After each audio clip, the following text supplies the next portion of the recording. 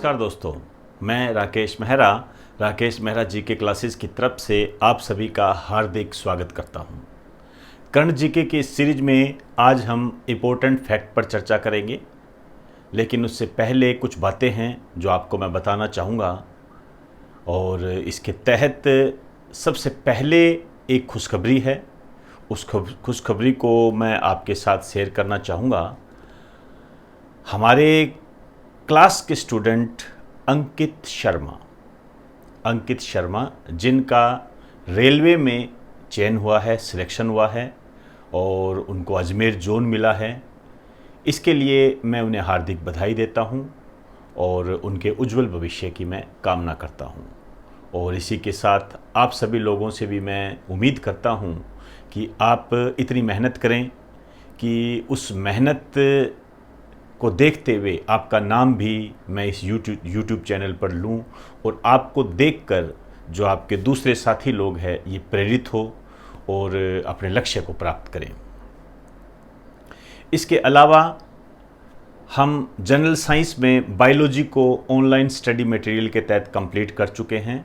अब जो हम स्टार्ट करेंगे वो टेक्नोलॉजी स्टार्ट करेंगे। और टेक्नोलॉजी आप जानते हो करंट साइंस होता है, और चाहे आप पटवारी का एग्ज़ाम देख लीजिए, चाहे अन्य कोई भी रेलवे से संबंधित देख लीजिए, उसमें साइंस एंड टेक्नोलॉजी बिल्कुल आपके सिलेबस में लिखा होता है। उसी को आधार बनाकर ही हम इस टॉपिक को करेंगे। उसमें करंट अपडेट ज़्यादा महत्वपूर्ण होता है, तो जो भी स्टूडेंट है, साथ साथ मैं वैसे भी बताता रहता हूँ, करंट जीके में भी बताता रहता हूँ, करंट को अपडेट करते रहे अपने नोट्सों में, ताकि आपके नोट्स अपडेटेड और सिस्टमेटिक बने रहे।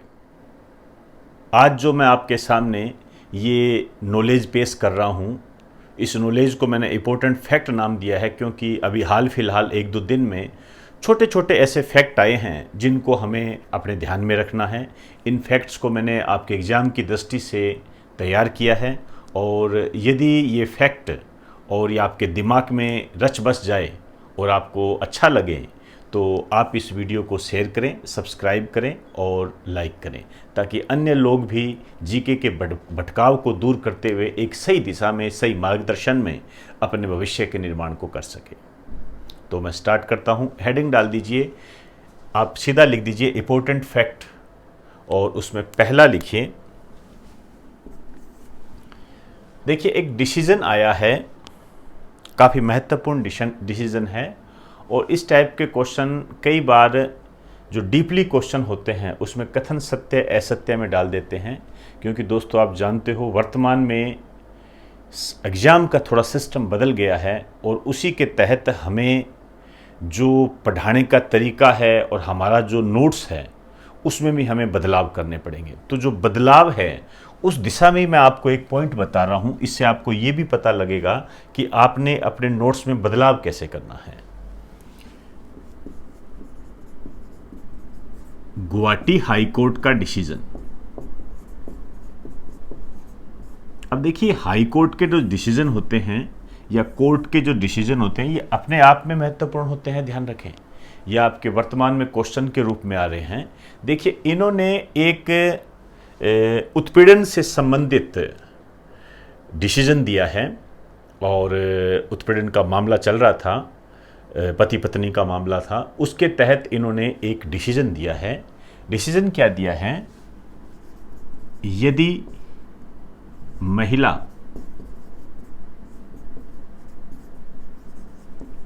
सिंदूर लगाने व शाखा, अब ये शाखा क्या होती है इसको ब्रैकेट में लिख दीजिए, शंख से बनी सफेद चूड़ी, जो एक सुहाग का प्रतीक होती है, आप समझते होंगे, वो शाखा होती है, पहनने से इनकार करती है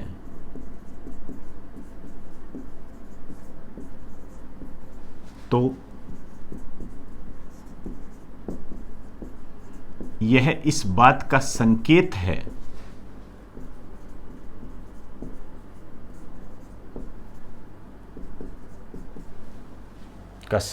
है कि वह उस महिला को अपनी शादी स्वीकार नहीं है। ये बहुत महत्वपूर्ण डिसीजन दिया है और इस पर जो क्वेश्चन बनता है वो कथन सत्य असत्य में बनता है। वुमेन एम्पावरमेंट आपके कई जगह टॉपिक है, उससे संबंधित ये बनता है। यहाँ पर आपको 4 कथन बना देगा, महिला सशक्तिकरण से संबंधित या विवाह से संबंधित, और उसमें से आपको ये पूछा जाएगा कि कौन सा कथन गलत है, कौन सा सही है। वर्तमान में जो एग्जाम का ट्रेंड है वो यही है। मैं कई बार देखता हूँ कई जगह 1 लाइनर 2 लाइनर इस टाइप के कई लाइनर टाइप के होते हैं। दोस्तों, एग्जाम की ये रूपरेखा बहुत पुरानी है, ये नई नहीं है। आपको यदि एग्जाम को क्लियर करना है, आपको सही तरीके से सही दिशा में चलना है और एग्जाम को काफ़ी स्कोर करते हुए एक महत्वपूर्ण स्थान प्राप्त करना है, तो इसके लिए आपको जो टॉपिक है, चाहे वो छोटा ही क्यों ना हो, उसको आपने समझना पड़ेगा। समझने के बाद ही उस क्वेश्चन को कर सकते हो। ये 1 लाइनर 2 लाइनर ये कुछ नहीं है, ये पुरानी चीज़ें हैं जो समाप्ति के कगार पर हैं। तो बहुत ही ध्यानपूर्वक आप अपने जीके की तैयारी को अंजाम दें। दूसरा जो पॉइंट है वो ये है,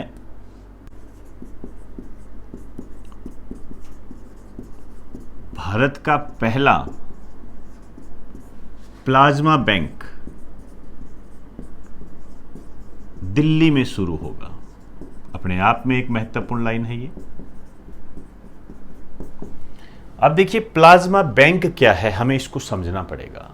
लेकिन ये समझ मैं आपको यहां नहीं देने जा रहा हूं, क्योंकि मैंने आपको एक वीडियो उपलब्ध करवाया था प्लाज्मा थेरेपी, ये उसी से संबंधित है। वर्तमान में जो कोविड-19 महामारी चल रही है, उस महामारी से बचने के लिए जो कोविड-19 से व्यक्ति सही हो चुका है, मतलब संक्रमित व्यक्ति जो स्वस्थ हो चुका है, उसके ब्लड से प्लाज्मा को लिया जाता है और वो प्लाज्मा जो रोगी है उसमें ट्रांसफ़र कर दिया जाता है, जिससे उसमें रोग प्रतिरोधक क्षमता पैदा हो जाती है कोविड-19 के प्रति।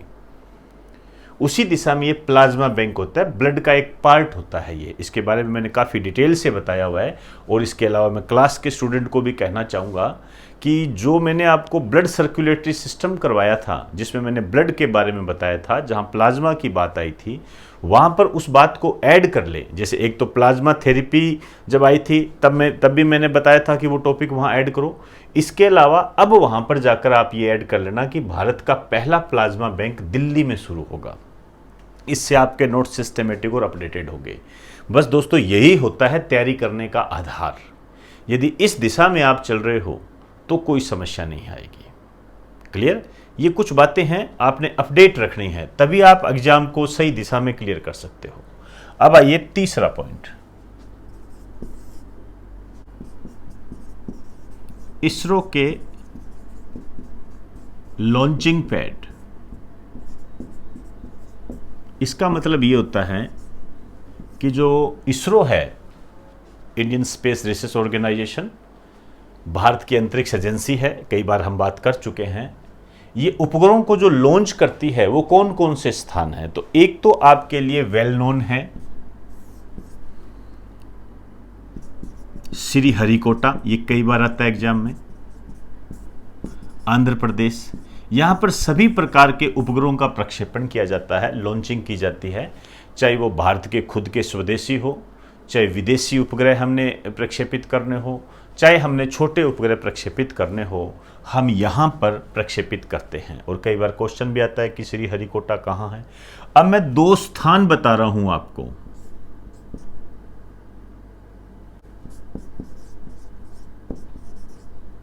थोथुकुडी, तमिलनाडु।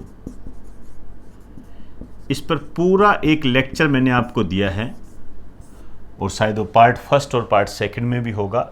थोथुकुडी ये तमिलनाडु में एक स्थान है।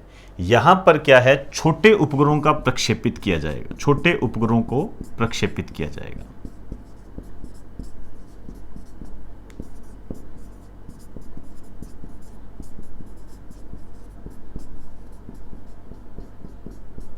और एक स्थान और है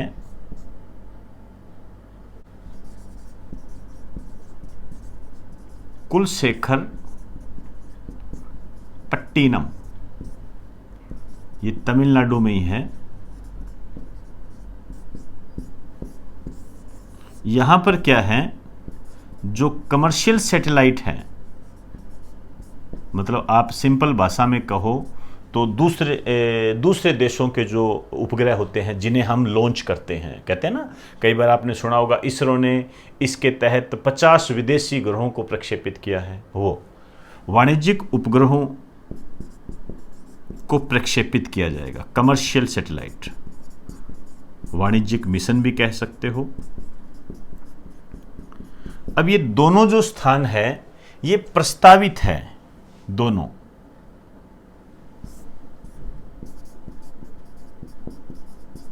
प्रोसेसिंग में है, अभी यहां पर काम चालू हुआ नहीं है।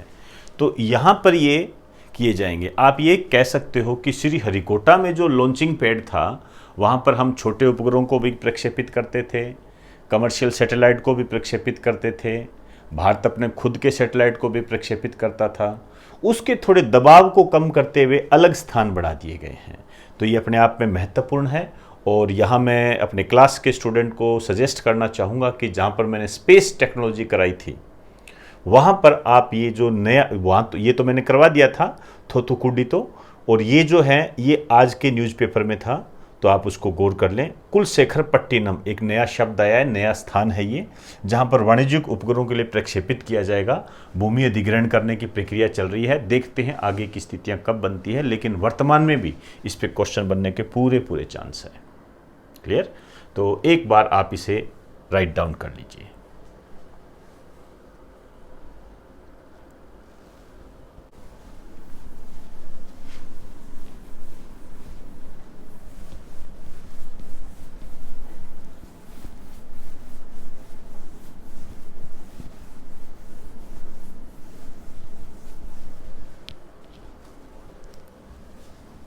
चौथा पॉइंट लिखिए,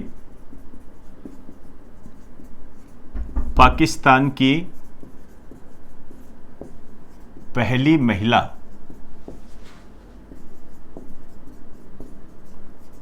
लेफ्टिनेंट जनरल,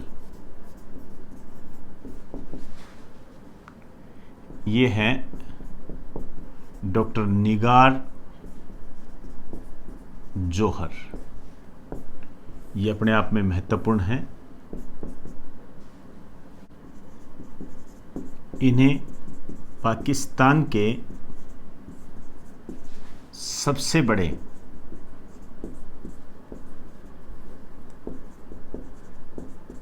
सैन्य अस्पताल, आर्मी हॉस्पिटल कह सकते हो,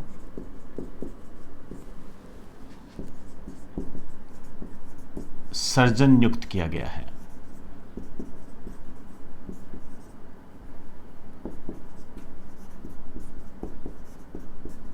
सबसे बड़े सैन्य अस्पताल की सर्जन नियुक्त किया गया है। यहाँ पर आपको एक बात ध्यान रखनी है जो क्वेश्चंस के रूप में आपके सामने आ सकती है कि पाकिस्तान का सबसे बड़ा सैन्य अस्पताल कहाँ है।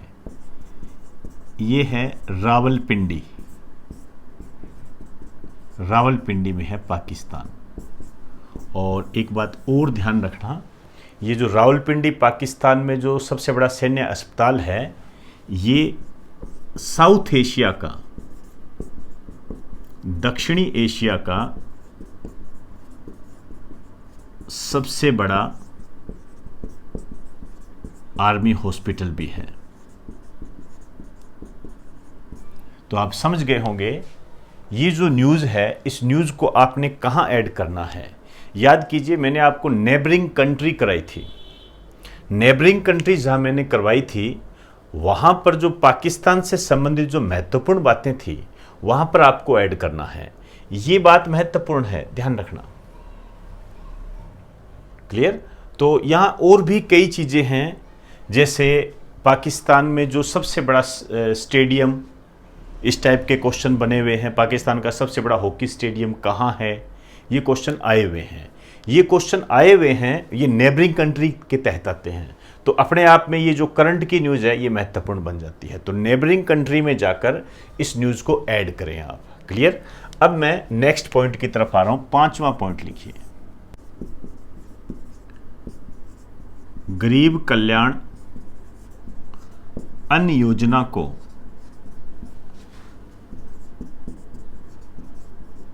नवंबर तक बढ़ाया गया है। अभी प्रधानमंत्री नरेंद्र मोदी का संबोधन आया था, उस संबोधन में दो बातें उन्होंने महत्वपूर्ण कही। एक तो गरीब कल्याण अन्न योजना है, इसका विस्तार किया, यानी इसकी अवधि को बढ़ाया, ये ख़त्म हो रही थी। और इसके अलावा एक कल्चर से संबंधित एक बात उन्होंने कही थी, छठ पूजा। छठ पूजा का उन्होंने कई बार जिक्र किया था, जो कि बिहार से संबंधित है, और आप जानते हो बिहार में चुनाव भी होने वाले हैं। तो ये जो उन दोनों तथ्यों की हम बात करेंगे। फिलहाल हम गरीब कल्याण अन्न योजना की बात करते हैं। ये जो योजनाएं हैं ये लॉकडाउन के दौरान चली थी। तो इसका जो प्रारंभ हुआ था 26 मार्च 2020 को, लॉकडाउन के एक दिन बाद ही कर दिया गया था। क्या है ये योजना? ये महत्वपूर्ण है। इसके तहत गरीबों को 5 केजी गेहूं या चावल तथा 1 केजी चना दिया जा रहा है। चना मुफ्त दिया जा रहा है।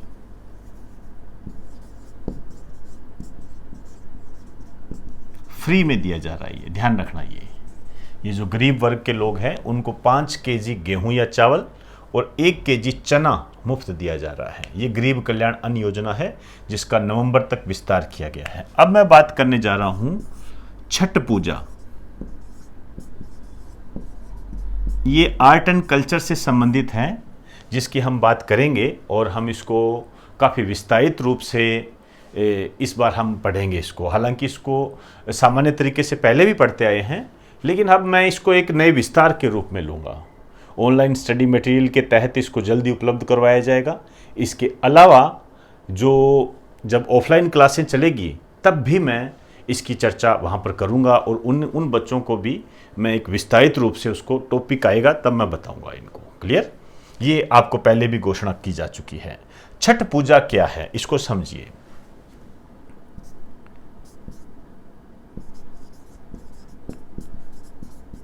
सूर्य की उपासना से संबंधित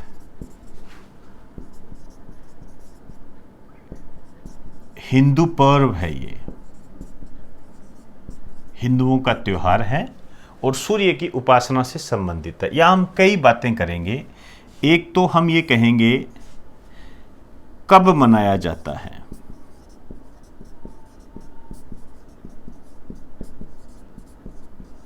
एक तो ये बात आपने ध्यान रखनी है। दूसरी, कौन कौन से स्थान है, संबंधित स्थान कौन से हैं।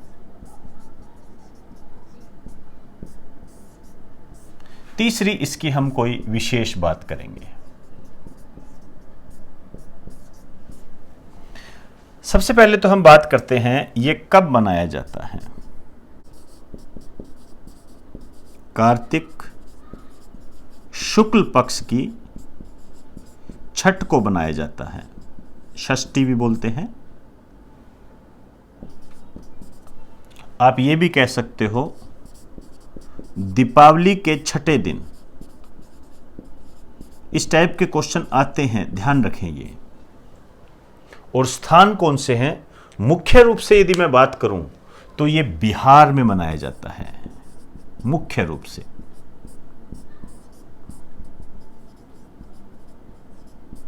सही मायने में कहो तो यह बिहार का एक हिंदू पर्व है। इसके अलावा झारखंड में भी मनाया जाता है। ये पूर्वी यूपी में भी इसको काफ़ी हर्षोल्लास के साथ मनाया जाता है। इसके अलावा यदि हम पड़ोसी देखें, जो नेपाल का तराई क्षेत्र है, नदी के आसपास का जो क्षेत्र है, उस क्षेत्र में भी ये छठ पूजा काफ़ी हर्षोल्लास के साथ मनाई जाती है। अब हम बात करेंगे इसकी विशेष खास क्या बात है। भारत का ऐसा पर्व जो वैदिक काल से चला आ रहा है, ये बिहार में मनाया जाता है। आप ये भी कह सकते हो यह बिहार की वैदिक आर्य संस्कृति को भी बताता है। ब्रैकेट में आप लिखना चाहो तो लिख दीजिए या दूसरा स्टार डाल दीजिए। बिहार की वैदिक आर्य संस्कृति के बारे में प्रदर्शन करता है ये।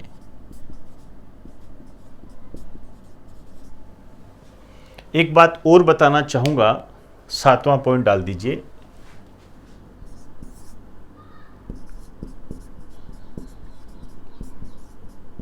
कोरोना वायरस के प्रति जागरूकता उत्पन्न करने के लिए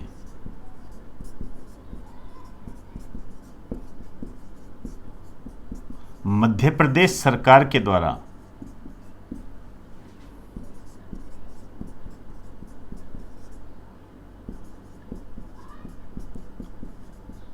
चलाया गया अभियान ये है किल कोरोना अभियान। इस टाइप के क्वेश्चन बन जाते हैं। और राजस्थान में भी कोविड-19 जागरूकता अभियान चलाया गया है।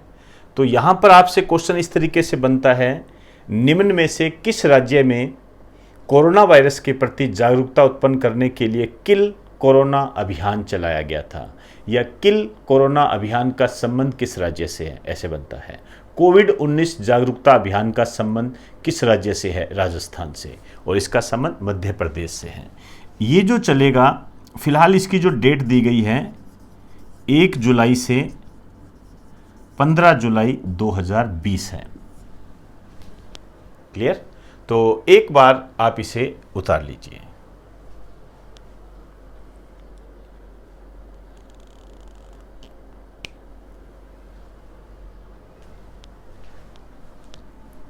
तो दोस्तों, आज हमने कुछ महत्वपूर्ण तथ्यों पर चर्चा की है। इंपॉर्टेंट फैक्ट है, ये आपके एग्जाम की दृष्टि से काफ़ी महत्वपूर्ण है और इन्हें आप साथ साथ राइट डाउन करें, और जहाँ भी मैंने इनको कहा है वहाँ पर आप इसको ऐड कर लीजिए। और यदि आपको ये वीडियो अच्छा लगा हो तो आप इसको शेयर करें, सब्सक्राइब करें और लाइक करें, ताकि अन्य लोग भी इन फैक्ट के बारे में जानकर एग्ज़ाम में जो भी क्वेश्चन आए, इससे रिलेटेड जो क्वेश्चन आए, उसको सोल्व करने की क्षमता उनमें आ सके। तो दोस्तों, इन्हीं शब्दों के साथ इजाज़त दीजिए। आप सभी को मेरा नमस्कार।